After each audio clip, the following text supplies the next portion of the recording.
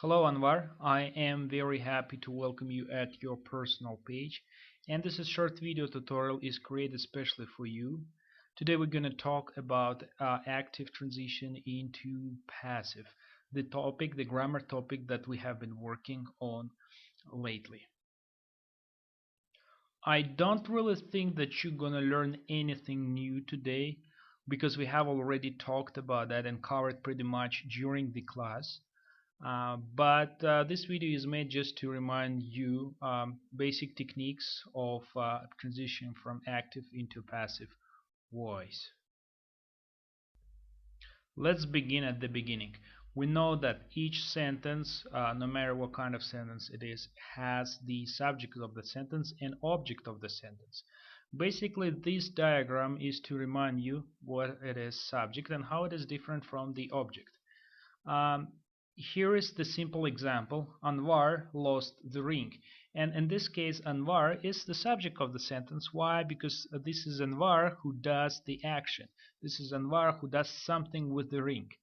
Whereas ring is just the object upon which the action was made. In order to be good at passive voice, you need to clearly distinguish between the subject and the object. Why it is important? Because it is in passive that the object becomes the subject, and the subject is either omitted or put at the role which is not important, and basically it's called agent. Let me repeat it again. It is very important to know the difference between the subject and the object in the sentence. From this difference, we start building passive voice. Up on your page, you have a special table of different examples, the transition from active to passive.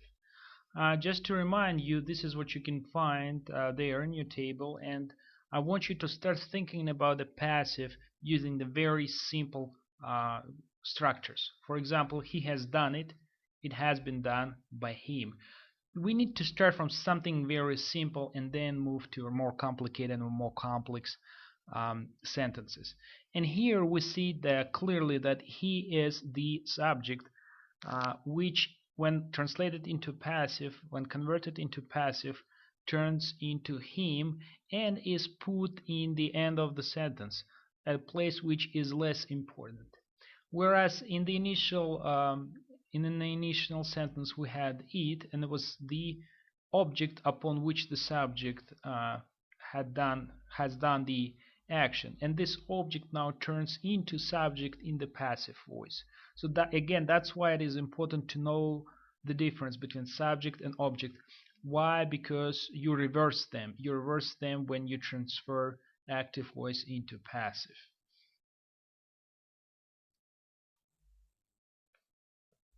Coming to a little bit more complex situation.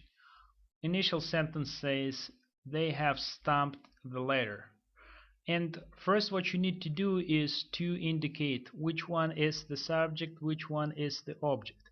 The subject of the sentence is they, and they does something with the letter, and the letter is the object upon which the action is done. And also the second thing you need to do is to determine in what grammar it is used, what kind of sentence it is. And as you can see, judging by auxiliary and the third form of the verb, you can clearly see that this is present perfect. And since it is a present perfect, you have special rules um, that are guided to transfer from active voice into passive. So basically you don't need this they anymore. You can just clearly delete it. But what you need to do is to take the object and make it a subject. How do you make it a subject? Simply put it into the first row in the beginning of the sentence. Okay, let's delete the subject and take the object and make it more important now.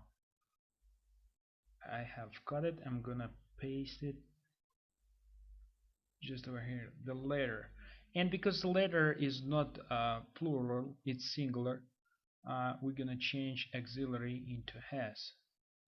And because it is perfect, and we know special rule, when perfect goes into passive, we add been. And that's the sentence that we now have, and it is a passive voice. The letter has been stamped. You can also use by him, by them, by whoever, whatever. So those were just a basic review of a passive voice. I hope you find it useful, and I hope you're gonna use it more often. I hope to see you integrating the passive voice into your daily conversation. Thank you for watching this video. I am looking forward to seeing you on class.